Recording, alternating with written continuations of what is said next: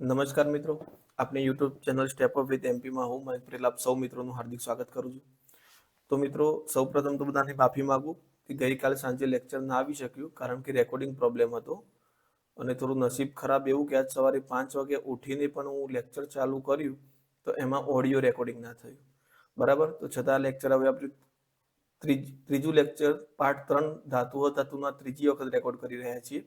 Okay, તો હવે વધારે ટાઈમ વેસ્ટ કર્યા વગર સીધા પ્રશ્નોની ચર્ચા ઉપર આવીએ. તો મિત્રો, આજનો પહેલો પ્રશ્ન છે, આપેલ સંયોજનનું સૂત્ર લખો. ઓકે, આ ક્વેશ્ચન તો મિત્રો આપણે થઈ ગયા છે. એક સેકન્ડ, ગયા લેક્ચરની અંદર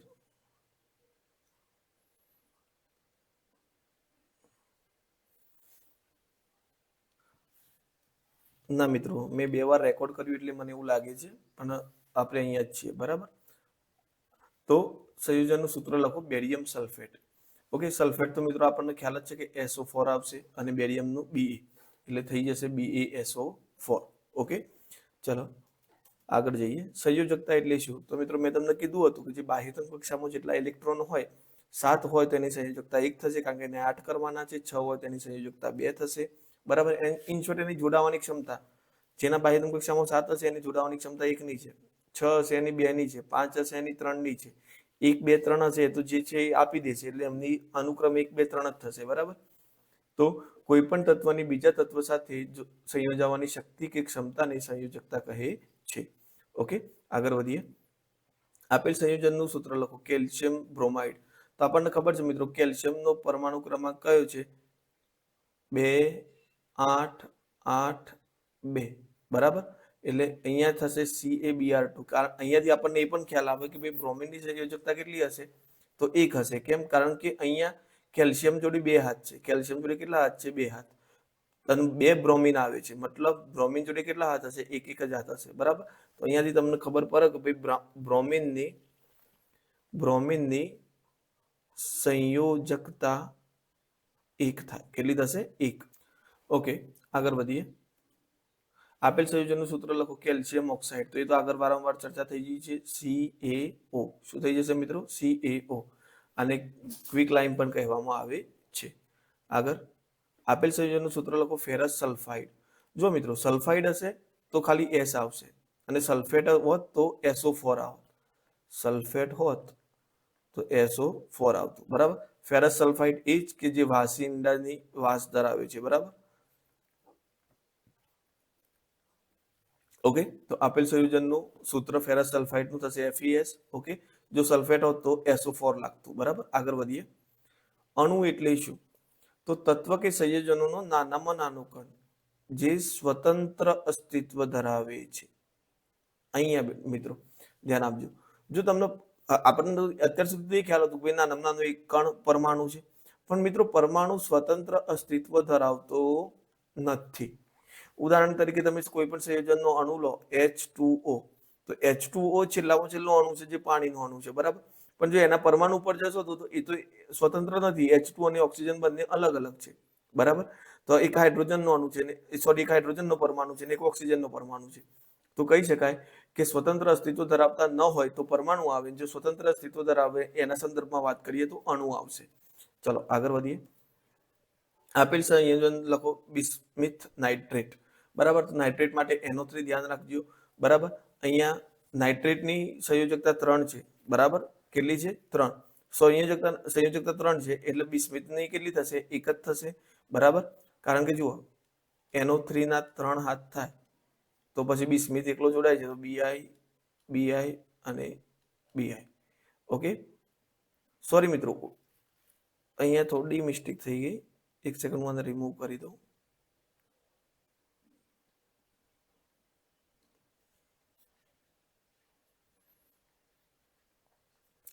અહીંયા NO3 ની 1 છે મિત્રો. NO3 ની કેટલી છે? 1 છે. બરાબર, એટલા માટે બિસ્મિથ સાથે 3 ની જોડાય છે. જો તમારે આ રીતે કરવું હોય તો બિસ્મિથ અને NO3. બરાબર, NO3 ની 1 છે. બરાબર, NO3 ની કેટલી છે? 1. અને બિસ્મિથ ની કેટલી છે? 3. તો પછી આપણે ક્રોસમાં આ રીતે લખી દેવાનું. તો બિસ્મિથ 1 વખત આવશે અને NO3 3 વખત આવશે. બરાબર, ઓકે. જો મિત્રો આ જેટલા પણ આયનીય સંયોજનો છે NO3 બરાબર, ત્યાર પછી NH4 એની એક પ્લસ છે એમોનિયાની બરાબર, ત્યાર પછી કાર્બોનેટની -2 માઇનસ છે બરાબર, ઓકે, ત્યાર પછી SO4 ની 2 માઇનસ છે, ઓકે, અને PO4 ની 3 માઇનસ છે. આ અમુક આયનો છે જેમની સંયોજકતા ખાસ યાદ રાખી લેજો બરાબર. ચલો આગળ વધીએ. Na+ અને SO4 દ્વારા બનતા રાસાયણિક સૂત્રનું અણુસૂત્ર લખો. તો આપણે હાલ જ વાત થઈ કે SO4 ની કેટલી છે મિત્રો, જુઓ પાછલા પેજમાં જ વાત કરી. SO4 ની આપણે 2 માઇનસ છે, ઓકે, તો SO4 ની 2 માઇનસ છે તો SO4 ની કેટલી છે 2. ચલો Na ની કેટલી છે 1. તો અહીંયાથી તમે કહી શકો કે આનું સૂત્ર શું બનશે, Na2SO4 બરાબર, ઓકે.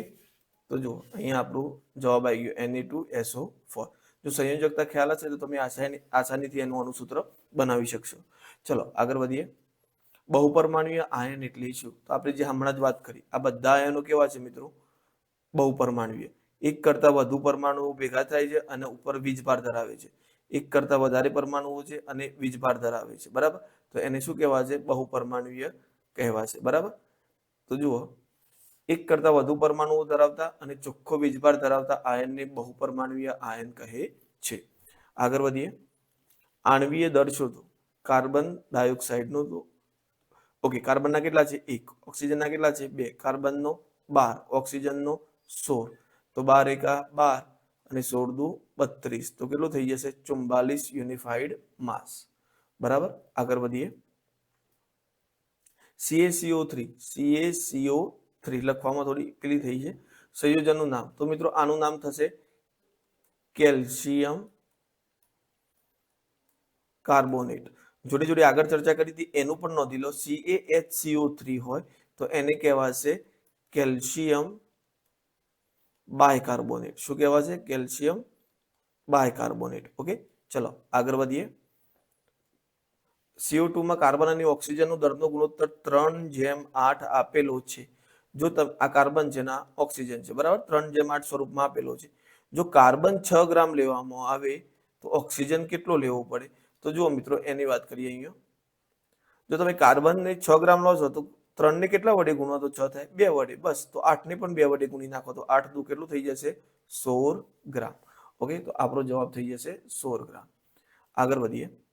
આપેલ સંયોજનનું સૂત્ર લખો. મેગ્નેશિયમ ક્લોરાઇડ, તો Mg નો પરમાણુ ક્રમાંક કેટલો છે મિત્રો 12, ક્લોરીનનો કેટલો છે 17, તો 2 8 2 અને આની 2 8 7, તો આને 2 આપી દેશે અને આ એકલા આવશે, તો આની સંયોજકતા કેટલી થઈ 2 અને આની સંયોજકતા કેટલી થઈ 1. તો ચલો ક્રોસમાં લખી દઈએ તો શું થઈ જશે, Mg એક વખત છે અને Cl 2 વખત બરાબર, તો થઈ ગયું MgCl2, ઓકે. આગળ વધીએ. દર સંચયનો નિયમ, એ પણ આગળ ચર્ચા થઈ છે કે રાસાયણિક પ્રક્રિયા દરમિયાન દ્રવ્યનું સર્જન કે વિનાશ થતો નથી. આપેલ સંયોજનનું સૂત્ર લખો. Ammonium sulphate, okay. તો ચલો એમોનિયમ સલ્ફેટની વાત કરીએ મિત્રો, તો NH4 એમોનિયા બરાબર, અને સલ્ફેટની વાત કરીએ SO4, ઓકે. તો SO4 ની વાત કરીએ આપણે, હાલત સલ્ફેટની કેટલી છે 2, એમોનિયાની કેટલી છે 1, બસ આ રીતે કરી દો. તો હવે NH4 છે તો પછી આપણે એને આ રીતે ના લખી શકાય કે NH4 2, તો આ તો H ના 42 થઈ જાય. હકીકતમાં આખો આયન છે NH4, એટલે એને આ રીતે લખવું પડે. વંચાય કેવી રીતે, NH4 twice SO4, okay. SO4 એક આવશે, એટલે આ રીતે આપણે સૂત્ર તૈયાર કરી શકીએ. એકમ સૂત્ર દર કયા સંયોજનો માટે? જે સંયોજનો આપણે બનાવતા હોય છે જે આયનોની આપલેથી બને છે એમના માટે એકમ સૂત્ર દર ઉપયોગી છે. તો આયનોની આપલેથી બનતા સંયોજનો આયનીય સંયોજનો કહેવાય અને એકમ સૂત્ર દર એમના ઉપર લાગુ પડે છે. આગળ વધીએ. પરમાણુયતા એટલે શું? તો જુઓ મિત્રો, જેમ કે H2O છે, NaCl છે, AlCl3 છે, તો અહીંયા જુઓ H2 ના 2 પરમાણુ, ઓક્સિજનનો 1, તો આની પરમાણુયતા 3. આમાં Na નો 1, Cl નો 1, તો આની પરમાણુયતા 2. આમાં એલ્યુમિનિયમનો 1, Cl ના 3, તો આની પરમાણુયતા 4. તો અંદર રહેલા પરમાણુઓની સંખ્યાને પરમાણુયતા કહે છે. તો કોઈ પણ અણુના બંધારણમાં રહેલા પરમાણુઓની કુલ સંખ્યાને તેની પરમાણુયતા કહે છે. આગળ વધીએ. પરમાણુ અવિભાજ્ય છે તે કયા વૈજ્ઞાનિકે સૂચવ્યું હતું? ડાલ્ટને. પણ પાછળથી જ એની મર્યાદા થઈ ગઈ, કારણ કે આગળ જતા પરમાણુની અંદરથી ઇલેક્ટ્રોન, પ્રોટોન અને ન્યુટ્રોનની શોધ થઈ. હવે ઇલેક્ટ્રોન, પ્રોટોન અને ન્યુટ્રોનની શોધ થવાની સાથે જ ડાલ્ટનની આ જે એને સૂચવ્યું હતું એ એની મર્યાદામાં જતું રહ્યું. એક બીજી મર્યાદા અલગ હતી કે સમસ્થાનિકો માટે એ સાચો સ્થાપિત થયો નહોતો. સમસ્થાનિકોના અણુભાર વિશે કે આણ્વીય દર વિશે એ સાચો નહોતો. એ આપણે આના પછીના ચેપ્ટરની અંદર અભ્યાસ કરીશું. બરાબર, ચલો આગળ વધીએ. નિશ્ચિત પ્રમાણનો નિયમ કયા વૈજ્ઞાનિકે આપ્યો હતો? તો જોસેફ પ્રાઉસ્ટે. આ પણ ખાસ યાદ રાખજો મિત્રો, જોસેફ પ્રાઉસ્ટે નિશ્ચિત પ્રમાણનો નિયમ આપ્યો હતો. ઓકે, નેક્સ્ટ, આઈયુપીએસસી નું આખું નામ. તો આઈયુપીએસસી એટલે international union of pure and applied chemistry. Okay, આનો ઉપયોગ ક્યાં થાય, મતલબ આનું કામ શું? તો આ ઇન્ટરનેશનલ લેવલે કેમિસ્ટ્રીના લગતા જે માપદંડો છે એ નક્કી કરવાનું કામ કરે છે. જેથી એક દેશ બીજા દેશ સાથે કોઈ પણ ચર્ચા કરવી હોય તો આઈયુપીએસસી ના માપદંડ આધારે કરે છે. બરાબર, તો એનું ફૂલ ફોર્મ છે international union of pure and applied chemistry. આગળ વધીએ. હાઇડ્રોજન અણુની ત્રિજ્યા કેટલી છે? તો મિત્રો કોષ્ટકમાં જોયું હતું 10⁻10 મીટર. જો નેનોમીટરમાં લખ્યું હતું 10⁻1 નેનોમીટર. ઓકે, એ સિવાય આપણે જોઈ હતી, કોની જોઈ હતી? પાણીના અણુની તો 10⁻9 મીટર એટલે કે 1 નેનોમીટર. ત્યાર પછી રક્તકણની જોઈ હતી તો એ 10⁻8 મીટર હતી એટલે કે 10 નેનોમીટર. બરાબર, ચલો આગળ વધીએ. પોટેશિયમની સંજ્ઞા કયા લેટિન શબ્દ પરથી આવી? તો પોટેશિયમની સંજ્ઞા કેલિયમ ઉપરથી પોટેશિયમની સંજ્ઞા કે આવી. જો સોડિયમ માટે પૂછાય, સોડિયમ, તો એ આવી નેટ્રિયમ પરથી, નેટ્રિયમ. બરાબર, એના પરથી સોડિયમની સંજ્ઞા શું આવી? Na. ઓકે, આગળ વધીએ. આયન એટલે શું? તો મિત્રો આપણે હાલ જ જોયું કે વીજભારિત પરમાણુ અથવા પરમાણુઓના સમૂહને આયન કહે છે. આપણે જોયા H+, SO4 2-. તો આ પરમાણુ છે અને આ પરમાણુઓનો સમૂહ છે કે જે વીજભારિત છે. ઓકે, તો એને આયન કહેવામાં આવે છે. આયનના બે પ્રકાર છે, કેટાયન અને એનાયન. ઓકે, તો અહીંયા એનાયન ની વાત કરીએ તો જે ઋણ વીજભારિત હોય એને એનાયન કહેવામાં આવે છે. સેમ એવું જ ક્વેશ્ચન પાછળ કેટાયન, તો જે ધન વીજભારિત હોય તેને કેટાયન કહેવામાં આવે છે. બરાબર મિત્રો, ચલો આગળ વધીએ. કાર્બન ટેટ્રાક્લોરાઇડ નું સૂત્ર જણાવો. તો કાર્બન ટેટ્રાક્લોરાઇડ નું સૂત્ર થશે CCl4. આ મિત્રો આયનીય બંધ નહીં, આ સહસંયોજક બંધથી થાય છે, પણ છતાં પણ આપણે યાદ રાખીશું CCl4 જે કાર્બન ટેટ્રાક્લોરાઇડ નું સૂત્ર છે. આગળ વધીએ. સૂત્ર એકમ દર એટલે શું? તો હાલ જ વાત થઈ કે ભાઈ આયનીય સંયોજનો માટે વપરાતું આણ્વીય દર એટલે કે સૂત્ર એકમ દર. જો મિત્રો અહીંયા 91 થી સીધું 93મો ક્વેશ્ચન આવી ગયો, તો વચમાં જે ક્વેશ્ચન રિપીટ થતા હતા એ આપણે સ્કીપ કર્યા છે. હાઇડ્રોજનની પરમાણુયતા જણાવો. તો હાઇડ્રોજનની પરમાણુયતા કેટલી આવશે મિત્રો? 2. કેમ? કારણ કે હાઇડ્રોજન તમને કોઈ જગ્યાએ સ્વતંત્ર નહીં જોવા મળે. એ કેવું જોવા મળશે? H2. ઓક્સિજનની વાત કરીએ તો O2. આ બધા દ્વિપરમાણુય છે. કેવા છે? દ્વિપરમાણુય.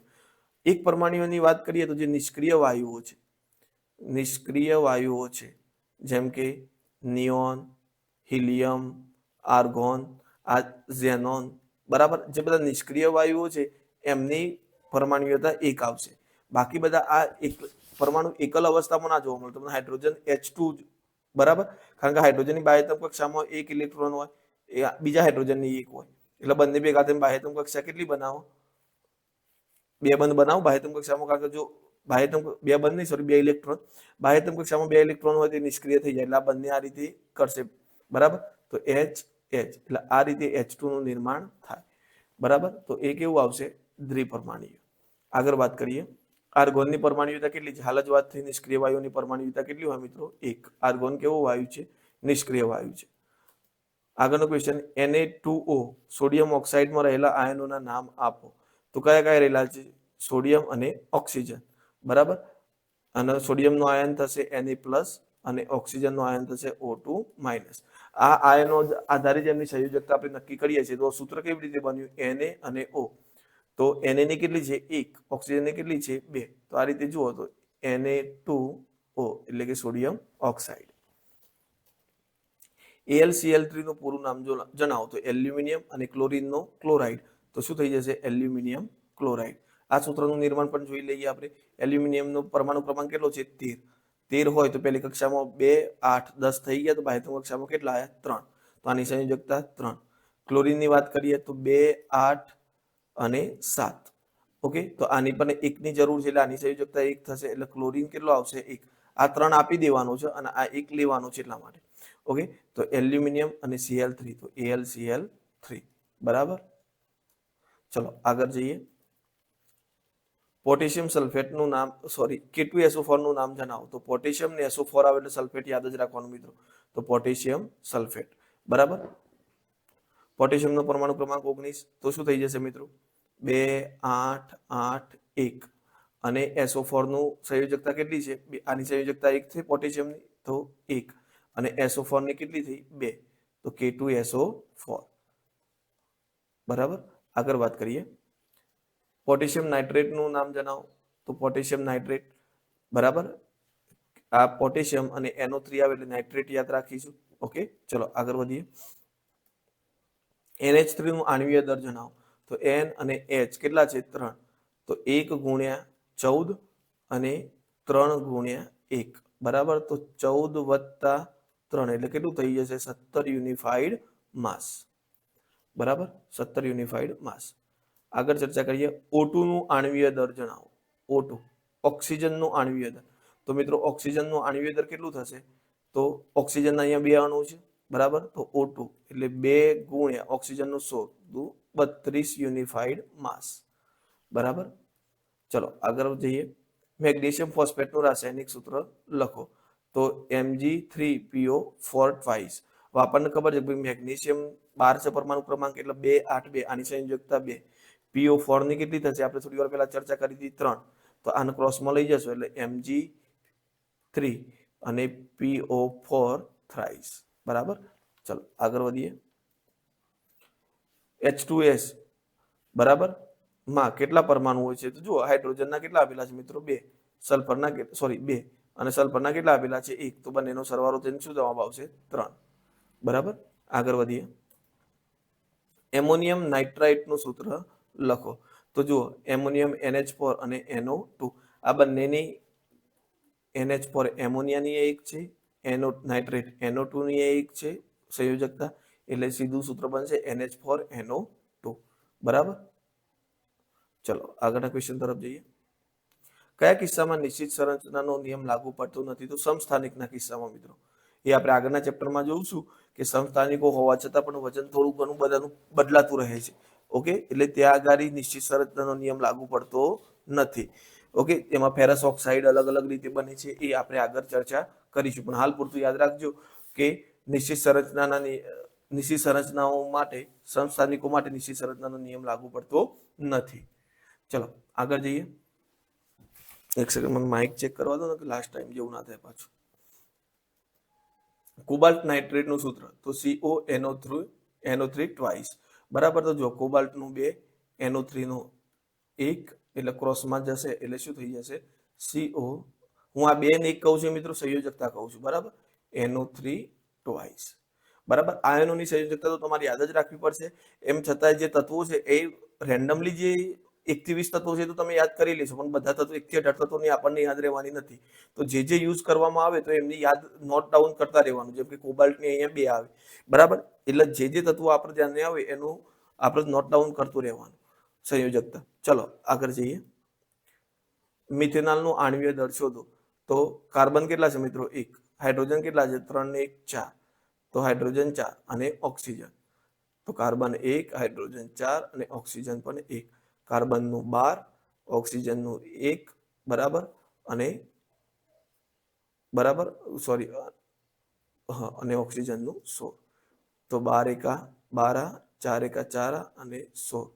તો કેટલું થઈ ગયું? 12 ને 4 16, 16 દુ 32. તો 32 યુનિફાઈડ માસ. આગળ વધીએ. હાઇડ્રોજન અને હાઇડ્રાઇડ આયનની સંજ્ઞા જણાવો. તો પેલા હાઇડ્રોજન આયન અને હાઇડ્રાઇડ આયન શું છે મિત્રો? તો જુઓ, હાઇડ્રોજનની બાહ્યતમ કક્ષામાં એક જ ઇલેક્ટ્રોન છે. એ આપી પણ શકે છે અને લઈ પણ શકે છે. જો એ આપે છે તો એ H+ આયન થશે, અને જો એ લે છે તો એ H- આયન થશે. જો આપે છે તો એ હાઇડ્રોજન આયન કહેવાશે, અને જો લે છે તો એ હાઇડ્રાઇડ આયન કહેવાશે. બરાબર. તો હાઇડ્રોજન આયનને H+ વડે અને હાઇડ્રાઇડ આયનને H- સંજ્ઞા વડે દર્શાવાય છે. ઓકે, ચલો આગળ વધીએ. જો આગળનું સવારે કર્યું હતું એમને એમ રહી ગયું છે. સિલ્વર, ચાંદીની સંજ્ઞા કયા લેટિન શબ્દ પરથી આવી છે? તો તો આર્જેન્ટમ પરથી આવે છે આર્જેન્ટમનો Ag. ઓકે, આગળ એન્ટિનમ તત્વની સંજ્ઞા લખો. તો એન્ટિનમ તત્વ Sb વડે સ્ટ્રીબિયમ, બરાબર, આ ખાસ યાદ રાખજો. એન્ટિનમ તત્વ સ્ટ્રીબિયમના નામે ઓળખાય છે બીજું, એટલે એની સંજ્ઞા Sb છે. આગળ ફેરિક સલ્ફેટનું સૂત્ર લખો. તો જુઓ, ફેરસ એટલે કે લોખંડ, એની સંયોજકતા કેટલી છે મિત્રો? 3. SO4 ની કેટલી છે? 2. તો અહીંયા ક્રોસમાં જશે એટલે Fe2SO4 થ્રાઇસ, બરાબર. ઓકે, તો બસ મિત્રો આપણા આ ચેપ્ટરની અંદર આટલા MCQs છે. ઓકે, આ ચેપ્ટર અહીંયા આપણે પાર્ટ 3 પૂરો કરીએ છીએ. બહુ ત્રીજી વખતના રેકોર્ડિંગમાં પાર્ટ 3 પૂરો થયો છે. એટલે મિત્રો આજે પણ ચાન્સ એવો છે કે આજે એક જ લેક્ચર આવશે. આવતીકાલથી આપણે 100% ટ્રાય કરીશું કે બે લેક્ચર આવે. અને મારો ટાર્ગેટ તો એ જ છે કે મિત્રો હું પણ થોડું સમયનું યોગદાન આપીને તમારું સિલેબસ પૂરું જ કરવાનું છે. આપણે કોઈ પણ કાર્ય તમારો સિલેબસ પૂરો કરીશું, પણ તમે જોડાયેલા રહેજો અને ખાસ કરીને ચેનલને તમારા મિત્રો સુધી શેર કરો, જેથી મેક્સિમમ લોકો આનો લાભ લઈ શકે. બીજું મિત્રો કે જો વિડીયો ગમ્યો હોય તો લાઈક કરજો, ચેનલને સબસ્ક્રાઇબ કરવાનું ભૂલતા નહીં. અને ખાસ બધાને વિનંતી છે કે વિડીયોને મેક્સિમમ શેર કરો, જેથી તમારા મિત્રો સુધી પહોંચે અને એ પણ આ તૈયારીમાં જોડાઈ શકે. ઓકે, તો થેન્ક યુ. મળીએ નેક્સ્ટ લેક્ચરની અંદર.